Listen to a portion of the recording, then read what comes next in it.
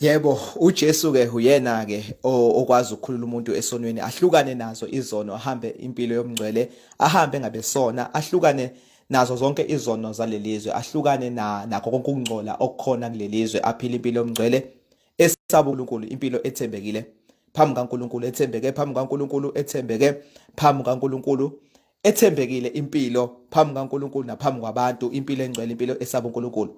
Lapho ngikhona ke namhlanje ngiseyiphiweni zikamoya, abanye bathi sezadlula, abanye bathi sakhona. Izwi likaNkulunkulu ke lisobala ngeziphiwo zikamoya, lithe iziphiwo zikamoya zizodlula uma sesibonana ubuso nobuso noJesu. Isho njalo incwadi yabaseKorinte bokuqala uchapter number 13 uverse number 8 kuya kuverse number 13, lithi lapho sobukana ubuso nobuso, lokho kuyingxenye kuyokhawuka. Ikuphi okuyingxenye kuyokhawuka? Kukhulunywa ngazo zonke iziphiwo zikamoya, noma ngabe ukuprofetha, nokuba ngabe ukhuluma ngezilimi, noma ngabe ukuphulukisa abagulayo, noma ngabe yini eyisiphiwo sikamoya, zizodlula uma sesibona noJesu ubuso nobuso. Kodwa kwamanje ngoba asakabonani ubuso nobuso noJesu, kusakhona konke. Ngamanye amagama awukwazi ukuthi uthi mina angisakholwa eziphiweni zikamoya ngoba izwi likaNkulunkulu liphelele. Izwi likaNkulunkulu eliphelele lisitshela ukuthi iziphiwo zikamoya zizodlula uma sesimbona uJesu, sesibona noJesu ubuso nobuso. Okusho ukuthi uma uJesu singakabonani naye ubuso nobuso, konke kusakhona ukuprofetha, ukuphulukisa abagulayo, zonke iziphiwo zikamoya ungazibala ngokuhlukana kwazo. Uma nje uJesu engakabuyi, lithi iBhayibheli lokhu okuyingxenye kuyokhawuka. Ikuphi okuyingxenye? Iziphiwo zikamoya zonke, nama offices onke, konke okuyingxenye, lithi iBhayibheli kuyokhawuka uma uJesu esebuya, noma uma uJesu esebuyile. Lapho sobonana ubuso nobuso. Mhlawumbe umbuzo usungaba khona, sengathi ke ngabe sesiyabonana noJesu ubuso nobuso. Impendulo ithi cha, asakabonani ubuso nobuso noJesu. Ngobani? Lithi iBhayibheli ukukholwa kuqinisekisa ngezinto engabonwayo. Ngamanye amagama, uma ukube sesiyabonana ubuso nobuso noJesu, ngabe ukukholwa akusekho, ngoba phela ukukholwa kuyiqiniso ngezinto ezingabonwayo. uJesu asakamboni, sisamlindile. Isho njalo incwadi kaThito ithi sibhekile ithemba elibusisiweyo, asakamboni uJesu, sisamlindile uJesu. Elithi iBhayibheli akakabonakali esiyokuba yikho, kodwa mhla ebonakaliswa yikhona ke siyofana naye, yikhona iziphiwo zikamoya ziyodlula, ngoba sobe sesifana naye uJesu. Sobe sesingasekho isidingo sokuprofetha, sobe sesingasekho isidingo sokukhuluma ngezilimi, sobe sesingasekho isidingo sokuphulukisa abagulayo, ngoba ngalena kugulwa akekho yobegula ngalena. Sonke sobe sesi-right, sobe sesifike ekupheleleni, sobe sesazi yonke into, sobe sesazi ngisho nenani lenwele zethu, sobe sesazi yonke into, kuyobe sengekho okufihlakele. Okwamanje lithi iBhayibheli sazi ingxenye, kodwa lapho sobukana khona ubuso nobuso, yikhona ke lokho kuyingxenye kuyokhawuka khona. Kodwa manje akakakhawuki ngoba asakamboni uJesu. uJesu asakamboni. Indaba ngithi uJesu akamboni, lithi iBhayibheli izinhlupheko lezi zamanje ayinakulinganiswa nenkazimulo ezombulwa kithi. Asakamboni uJesu, silindele ukwambulwa kaKristu. Lithi iBhayibheli ziziphiwo lezi kwincwadi yabaseKorinte bokuqala uchapter number 1 verse number 7, lithi silinde ngazo ukwambulwa kwenkosi yethu uJesu Kristu. uJesu asakamboni. Uma sesimbona kuJesu, yikhona iziphiwo zikamoya ziyodlula khona. Kodwa manje azakadluli iziphiwo zikamoya, zisakhona. Kusakhona ukukhuluma ngelimi, kusakhona ukuprofetha, kusakhona ukukhulela abagulayo basinde, kusakhona ukukhuluma kamoya engcwele.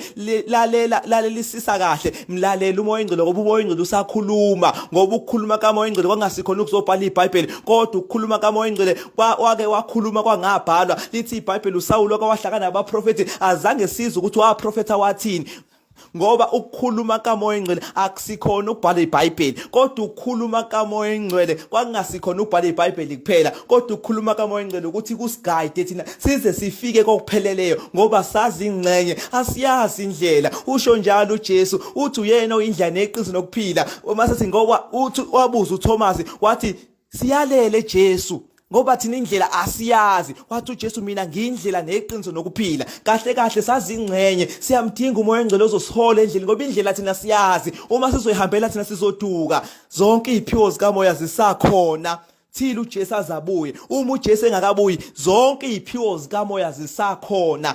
yonke into kamoya lokho kushiwo uPetro encwadini kaEzenzo chapter number 2 ethi ngizothulwa umoya wami phezulu yonke inyama kusakhona kusenjalo lithi iBhayibheli einsukwini zokugcina siphila einsukwini zokugcina izinsuku zokugcina zaqala mhla uJesu evuka kwabafileyo noma mhla uJesu efika emhlabeni kwaqala izinsuku zokugcina namanje seseyinsukwini zokugcina izinsuku zokugcina zakadlulisa khona iziphiwo zikamoya zisakhona umoya kaNkulunkulu usaphezulu kwethu uzodlula uma uJesu sesimbona uJesu asakamboni okusho ukuthi iziphiwo zisakhona zizodlula uma uJesu sesimbona isho njalo incwadi engcwele ithi lapho sobukana ubuso nobuso lokho kuyingcenye kuyokhawuka ukuprofeta kuyokhawuka ukukhuluma ngelimi kuyokhawuka ukuphulukisa abagulayo kuyokhawuka yonke into eyingcenye iyokhawuka mhla uJesu sesimbona ubuso nobuso isho njalo incwadi engcwele kwabaseKorinti bokuqala uchapter number 13 verse number 8 kuya ku13 okwamanje uJesu sakamboni ingakho kukhona ukukholwa ukukholwa kuqinisekisa into engabonwayo asakamboni uJesu ingakho kukhona ithemba lithi iBhayibheli singayithemba kanjani ukuthi siyibona ingakho kukhona ithemba ngoba uJesu akamboni siyamthemba ngoba siyakholwa ukuthi uyeza siyakholwa ukuthi uyabuya siyakholwa ukuthi siyombona asakamboni uJesu kodwa uma uJesu simbona kuzodlula ukukholwa lidlule ithemba zidlule iziphiwo zikamoya kodwa uthando limi ngunaphakade lisho njalo izwi likaNkulunkulu ukukholwa kuzodlula mhla uJesu simbona ithemba lizodlula mhla uJesu simbona ngoba ithemba nokukholwa kusebenza ngezinto ezingabonwayo awukwazi ukuthemba into oyibona awukwazi ukukholwa into oyibona umuntu usuyibona awusayikholwa usuyayazi ithemba kuqinisekisa ngezinto ukukholwa kuyiqinisekisa into engabonayo nezinto ezithenjayo ithemba alikwazi ukusebenza ngezinto ezibonayo lisebenza ngezinto ongayiboni uJesu asakamboni sisamlindele uma uJesu esebonakala ke ikhona lokho kuyingceke yokhawuka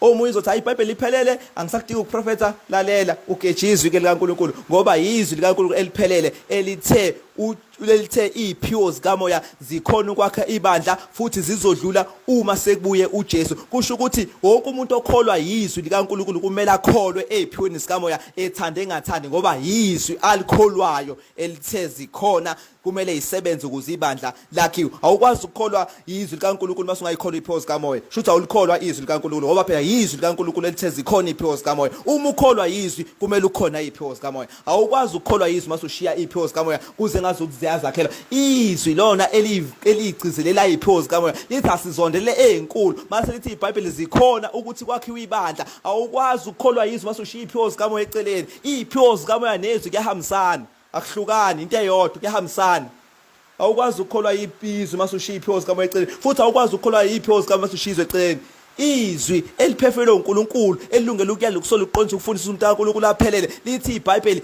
zizodlula iziphiwo zikamoya uma uJesu esebuyile uJesu akakabuyi ke manje zisakhona zonke iziphiwo zikamoya uma ukholwa izwi kumele ukholwe iziphiwo zikamoya uma ungakholwa izwi akumele ukukholwa iziphiwo zikamoya wonke umuntu othi ukholwa izwi akakholwa iziphiwo zikamoya njengoba phela izwi lisho lithe zizodlula uma sekubuye uJesu uma ungakholwa iziphiwo zikamoya awulikholwa izwi uyazenzisa kahle kahle wonke umuntu othi uyakholwa nje uJesu akakholwa iziphiwo zikamoya akazondelele iziphiwo zikamoya ezinkulu njengoba izwi likaNkulunkulu lisho lithi asizondelele iziphiwo ezinkulu iziphiwo zikamoya asizondelele ngoba zikhona ukwakha ibandla alikho ibandla liyokwakhiwa iziphiwo zikamoya zingekho uma wena uthi uzokwazi ukwakha ibandla ngaphandle kweziphiwo zikamoya kusho ukuthi izwi awulikholwa ngoba izwi lithe iziphiwo zikamoya zikhona ukwakha ibandla ibandla lakhiwa ngokuhlakanipha komuntu kodwa ibandla lakhiwa iziphiwo zikamoya nezwi likaNkulunkulu nangomthandazo lezo zinto zontathu zakhe ibandla awukwazi ukukholwa okunye ushiyo okunye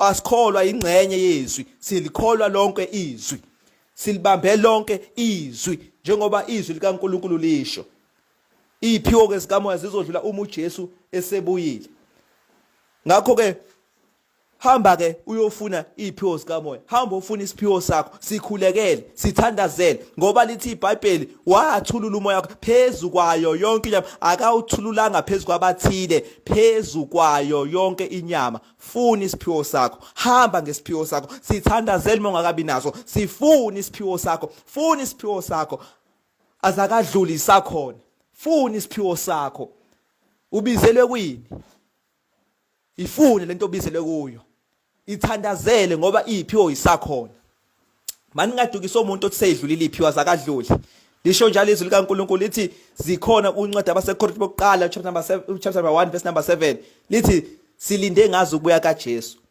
Incwadi abaseKorinte bokuqala chapter number 13 verse number 8 kuya 13 lithi zizodlula uma sekubuya uJesu. Lithi iBhayibheli uzethu uPaul ngisengumntwana ngacabangisa okomntwana kuthe sekuyindoda ngakuyeka umntwana. Uma ekhuluma ngomntwana lethi ngisengumntwana ukhuluma manje la sazi khona ingcenye. Kodwa mhla uJesu sebuya soba amadoda ngeke sazi ingcenye lokho umntwana sizokushiya. Okwamanje sangabantwana asakazi konke siyakufuna.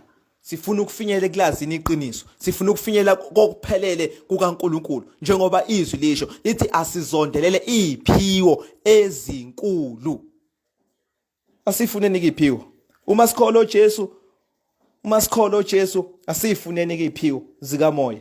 Asifuneni iziphiwo zikamoya. Sibe nazo, sikhulekeleni masingekho, sikhuleni sizibe khona. Ngoba phela lisho njalo iBhayibheli lithi sekhuphukele phezulu abanye abapostoli, abanye abaprofeti, abanye abavangeli, abanye abelusi, abanye abafundisi kanjalo. Asifuneni iziphiwo zikamoya. Asifuneni iziphiwo zikamoya. Asifuneni asizondeleleni iziphiwo zikamoya njengoba izwi likaNkulunkulu lisho. Lithi singakudeli ukuprofeta singamcimi Moya Oyingcwele. Moya Oyingcwele usakhuluma. Funa ukuzwa iphimbo likaMoya Oyingcwele. Mfune kusithekeni. Mfune uMoya Oyingcwele. Mfune esenokutholakala. Akakhulume phezulu kwempilo yakho. Usakhuluma. Umuzwa athuthuli. Mhlawumbe wena ongasondela, sondela kuye. Lithi mfuneni esenokutholakala, nimbize eseseduze. Mncenge, bamncenga abafundi bakaJesu bathi hlala nathi Jesu. Lishonile ilanga. Awukumncenge. Ncenga uMoya Oyingcwele uthi Moya Oyingcwele ungangishiyi, hlala nami. Zambule kimi ngokusobala. Zambule kimi ngokuphelele. Zambule kimi. Zambule kimi. Sakhona iziphiwo zikamoya. Zisakhona azakadluli zodlula uma sesimbona uJesu. Ziyasebenza asisebenziseni iziphiwo zikamoya. Uma sikholwa izwi asenze njengokusho kwezwi. Asambe njengokusho kwezwi. Izwi likaNkulunkulu elithele zizodlula uma sekubuye uJesu. Okwamanje uJesu akakabuye, uyabuya. Asakamboni ubuso nobuso, sisazombona ubuso nobuso. Asambeni ngeziphiwo zikamoya. Singakhohlwa ukuphila impilo engcwele. Siphila impilo enhle ehlanzekile phambi kaNkulunkulu. Impilo yobungcwele. Uma sesisindisiwe asijoli. Uma sesisindisiwe siyakhipha konke okuzama ukungena enhlizweni. Uma kukhona uthalento eseliqala ukungena enhlizweni uyalidalula uNkulunkulu ucela ukuthi likhishwe. Ngoba na lithi iBhayibheli uma insizwa noma intombi ingakashadi lithi iBhayibheli ayibeki isilutho enhlizweni yayo kodwa ikhathalela okwenkosi. Incwadi yabaseKorinte bokuqala chapter number 7 usho njalo uthi asifani nabashadile thina singashadile ngoba oshadile uhlukene kabili unakela uNkulunkulu aphinda nakele nonkosikazi wakhe kodwa thina ke singashadile sikhathalela okwenkosi. Mase athi uPaul nginilobela ukuthi umuntu wesilisa angamthinti owesifazane, akathinti umuntu wesifazane. Uma ufuna ukumthinta shada uzokwazi ukumthinta. Uma ungakashadi nje awunalo ilungelo lokumthinta. Haleluya, amen.